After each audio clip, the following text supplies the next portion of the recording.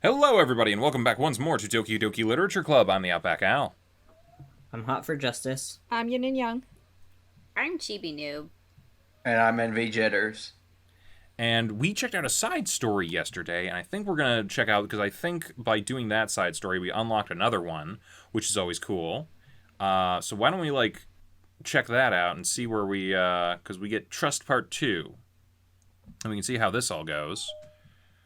Yes, let's begin this side story. Let's see more of the story of Sayori and Monika. Another day passes in a flash, and it's already time for the next club meeting. It's already time for Al's next voice. Yeah, what am I doing? I think I got one. Okay. Although Monika should have come up with a plan for today's club tasks, she hasn't been able to shake her guilt and anxiety after reading Sayori's book. You know what's interesting about this? Every time we've done, narration stuff, it's always been from Simp's perspective, and now it's, actual third person. Yeah. Interesting. I'm so stupid. Hello, Sylvester Stallone. Yeah, it's great. How did I let myself be the center of attention? Sayori's going through these kinds of... You know what? This is a terrible voice for this. Yeah. Oh.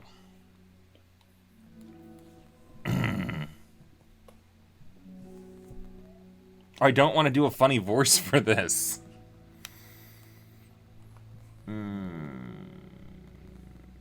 Sayori's going through these kinds of feelings, and I'm letting her I'm letting her comfort me instead of the other way around.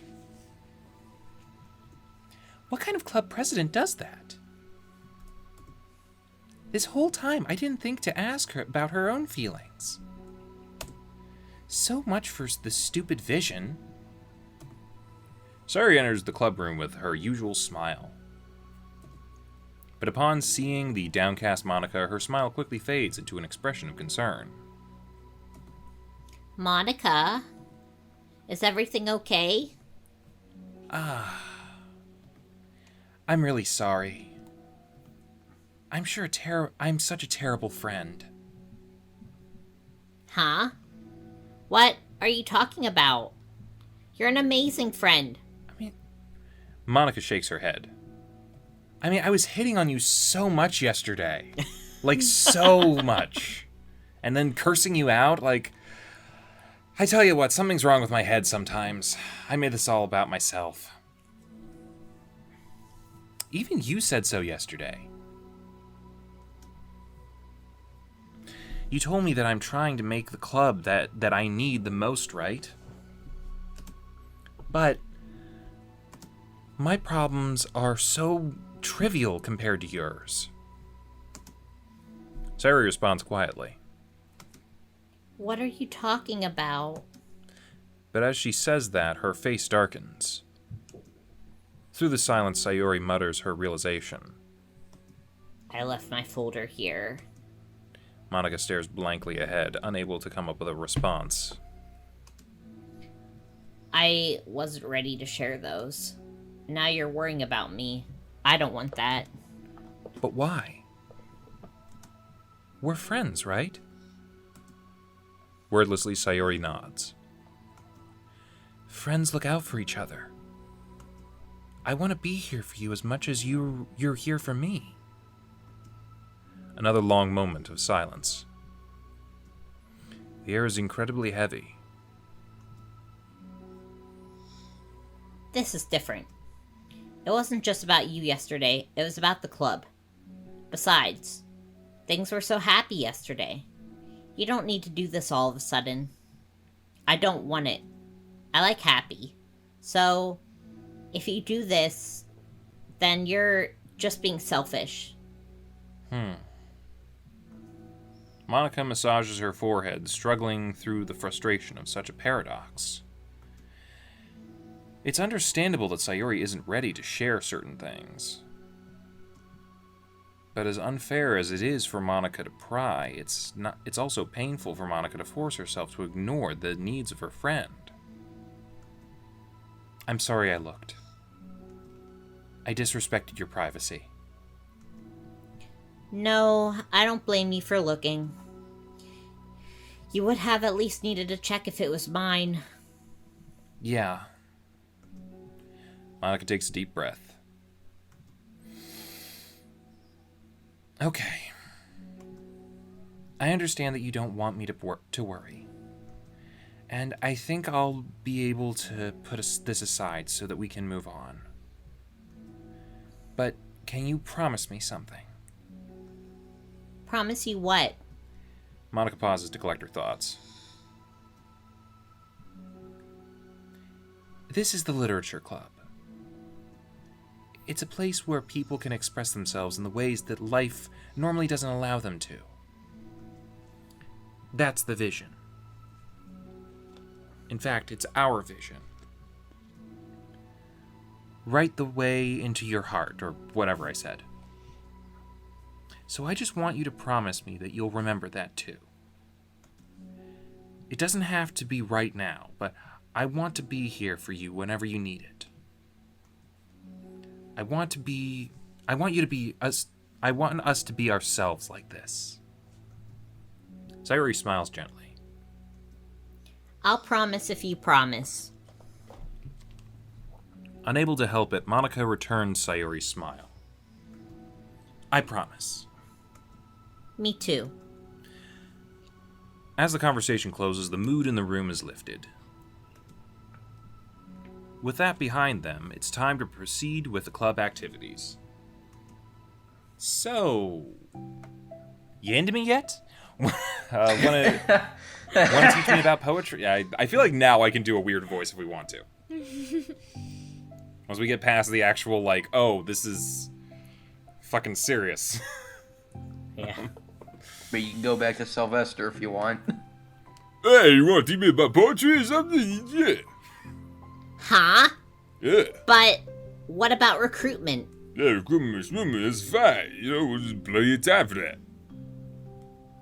But right now, I feel like I want to do this. Like let's do this, I mean, I got to fulfill my end of the promise, Yeah.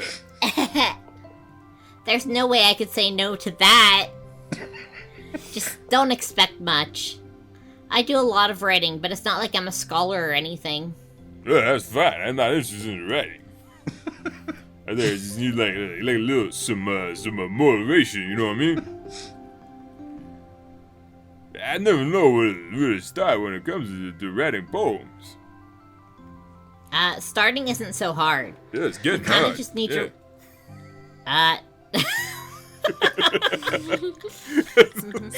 You kind of just need to write down your feelings and see where it takes you. You guys know his first movie was a porno? Oh. Great. That's true. Yeah, but it wouldn't come out any good. It's not supposed to. What's it You're gonna supposed have to fight. You're gonna have to fight your perfectionist mind on this one. Well, there we go, man. Yeah, baby, I know how to fight. Let me tell you that. Yeah. You can just start by writing your feelings and see what kinds of things it makes you think of. I'm thinking I want to call you Adrian. And then you can then you turn feelings and stuff into stories. And, yeah. Yeah, and then you can turn your feelings into a little story. Oh, that was your line. I'm sorry about that. Yep, it's okay. My brain's it's a little weird sometimes. I hear voices. And sometimes they're mine, sometimes, they're like, not mine. And other people talk through my mouth. It's weird. Alright, you can get your feelings down first and then make it sound pretty later. It sounds pretty later already. It's not like building a railroad where you can go from one end to the other. It's more like a collage where you find all the things you want to put in and then you arrange them in a pretty way. Yeah, arrange things, yeah. At least that's how I do it. It's not like it's the only way. Oh, yeah, it sounds But great. yeah, it's a really good way just not to get stuck right at the beginning. I understand. I don't understand. Yeah, I was get caught up with how certain things sound, just forget about what's actually important, it's just like, 1, 2, yeah. Sure. Monica pulls out a pen and paper and starts writing on it. A, B, C, D, E, F, G. Stop being a perfectionist. You idiot. I'm just kidding. I know I'm an idiot. I don't gotta remind myself. Monica scribbles out, you idiot, after she writes it down. No, keep it. Okay, now I'm feeling a little insulted here. What's that? Why? You calling me an idiot? Let me tell you what happened to that guy who called me an idiot. It did not work out well for that guy. Of course not. But the point is that you're not supposed to police your feelings, right? Be as dramatic as you want. Oh, I was just, yeah. Underneath the scribble, Monica rewrites, you idiot. She stares at the paper. Her words stare back at her. It's kind of funny how I wrote down what I'm mad at myself for, and then I did that exact thing anyway. This is really gonna take some getting used to.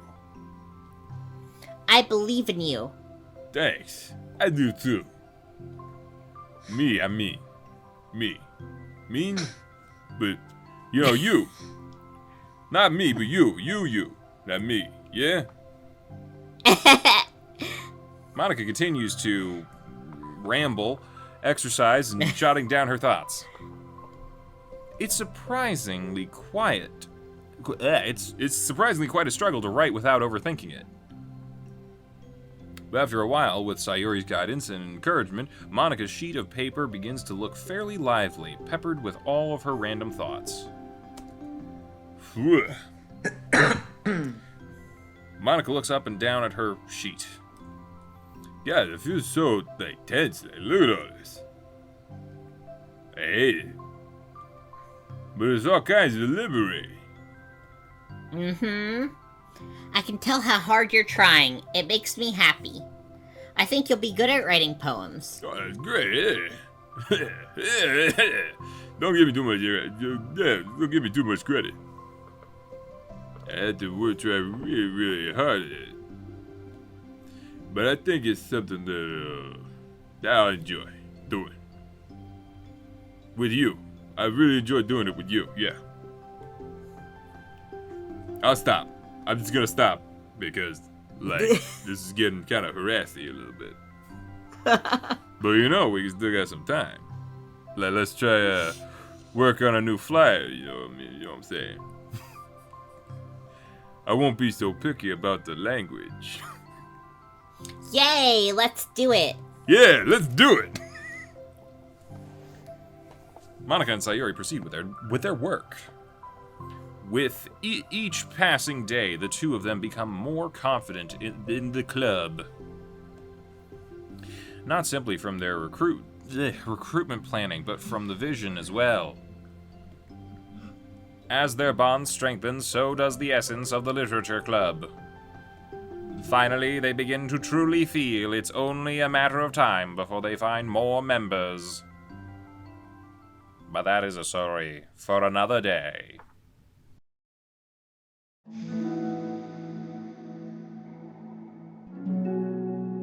Hey, thanks for watching, and if you haven't already, be sure to subscribe and ring the bell icon for notifications. If you enjoyed this video, give us a like, and feel free to check out some of our other gaming videos, our weekly podcast Anime Yay or Nay, or our parody series Madoka Magically Abridged. See you next time!